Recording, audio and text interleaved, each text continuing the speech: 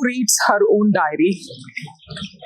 The liberation is to the body, not to the soul, until the purpose is met. I'm reading the subchapter called The Childhood. It was 11 a.m.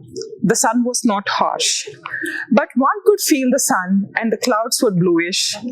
The Gosulas, a middle-class family, lived in Hendria. Hendria was rich in vegetation with trees all around. The 6 feet tall, dusky, slim, and tensed husband, Harinath, took his second-hand blue scooter and rushed to the taxi hub.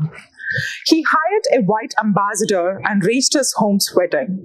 He wiped the sweat pouring down his cheeks from his bushy, curly black hair that was side-partitioned. He could hear the intense labor pains of his 5 feet 5 inches wife, Meenakshi. Sitting in the garden, waiting for her husband, she was traditional. She brought beauty to herself with saris that she wore. Elbow-sleeved blouses, long black hair until her hip that was braided always and decorated with flowers most of the time, fish-like eyes with kajal, a red medium-sized bindi between the eyebrows, sindoor at the center of the partition of her hair, hands adorned with bangles, nose with ear stud, neck with mangal sutram, and legs with anklets. She was a typical Indian middle-class wife who was crying and screaming louder and louder with pains. The motherly man Ramnath, who was the father-in-law of Meenakshi, was pampering and consoling her with gentle words and gestures. The taxi came. Harinath scrambled and opened the entrance door. With utmost care, Harinath lifted Meenakshi into his arms. The car passed through the narrow street that had tall trees on either side. 10 minutes into the travel, when the squealing of Meenakshi blended with the sounds of the vehicles on the road, the car reached the hospital. Meenakshi was laid down on the stretcher by the hospital staff and was taken to the delivery room. Both the son and the father could neither sit nor stand. They were undergoing mixed feelings of happiness, tension, excitement, and anxiousness. After a long waiting time, the doctor came to inform the old and young gentleman that Meenakshi gave birth to a baby girl. Destiny knows the right time. So the girl who was born to Meenakshi is grown up now into the female protagonist of the story, and she was named Vijay Pooja. It is not we pursue the destiny, it is the destiny that finds us. The following day, Pooja approached her favorite professor Ramesh for book referrals. He suggested that she visits the city's central library. She forthwith visited the largest library of their city, Hendria's, the city's central library. She signed on the lock shade in the reception. The receptionist pressed a green button on the wall. A small door opened up and a skater scooter appeared. Pooja picked it up. The receptionist said, "Stride and left." "Next," she says. The next visitor came forward to the receptionist. Pooja balanced herself on her skater scooter. She reached the doors log where each of the doors had titles: non-fiction, drama, science, geography, aliens, mental and physical health, and so on. Pooja went straight through one of the doors, titled The Fictional World, that was moving further. The auto-sensor detective door opened up. She passed through, standing on her skater scooter. The door closed. The library was as large as a small town, and each section was like a street. All the readers moved on the silent skater scooters to reach the section and genre of the books of the rack they wanted. The reading table was one large wooden massive table that had 100 chairs on either side of the table.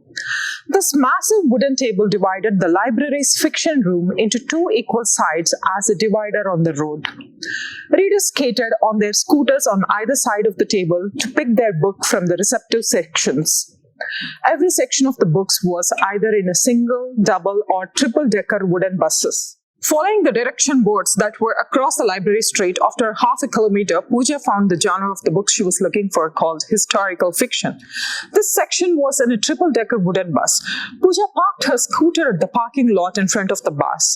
Pooja walked into the first floor. There was a digital screen displaying the book title, author, floor number, and rack number in rows and columns. Everyone else chose a book title, moved to the rack, and picked the book. The librarian, Miss Madhura, whose left eye functioned and the closed right eye always watered, was observing Pooja. Miss Madhura was wearing a long brown colored skirt and white colored full sleeves. A long handkerchief was pinned on the right side of her white shirt's pocket.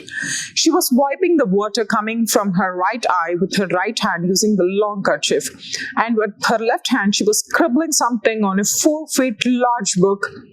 Pooja was standing still and watching the display that was revealing the last 100 books left on the third floor of the wooden bus. The display began to repeat from the beginning.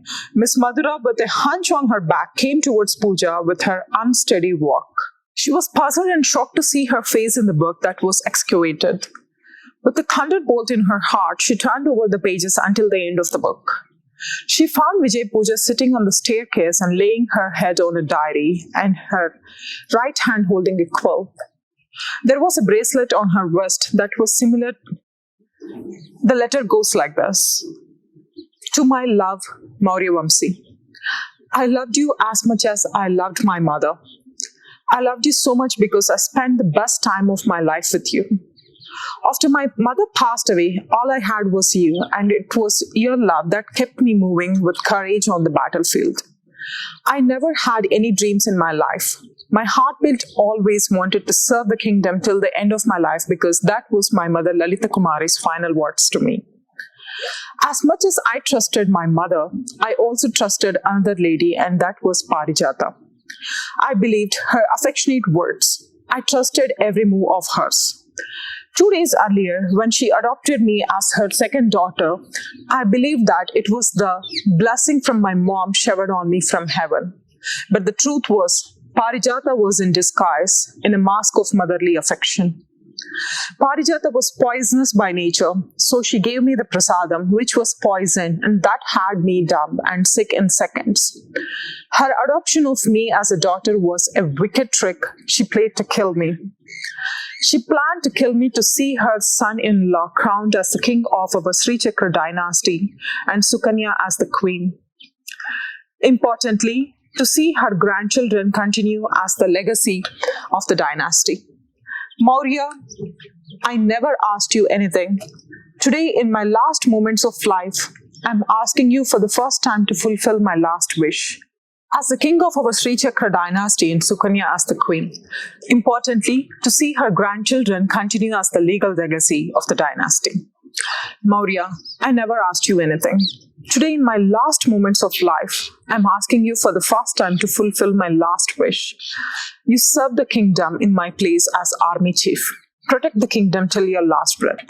Here is the bracelet my mom gave me, and now I'm giving it to you. Wear it on your wrist. Every time you slaughter the enemy's heads in the battlefield, believe that it's me killing vicariously through your hand.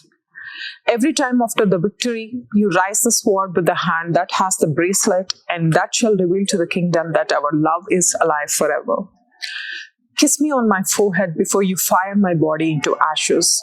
May that kiss remind you throughout your life that I am all yours. Give my body a final hug before you put it on the firewood. May that hug remind you every day that you were bidding goodbye to my body and connecting with my soul eternally. I want to write more to you in these final moments, but I can feel that my soul is grappling with my body to come out. Let me favor the soul. Finally, I'm leaving it to you. What you would like to do to the cheated Parijata is your decision. Love you, Maurya Vamsi. I'm all yours, writes Vijay Pooja. There is no me without you. Pujita, she turns the next page and saw a note written in Maurya Vamsi's handwriting. It says, Pooja, waiting to meet you.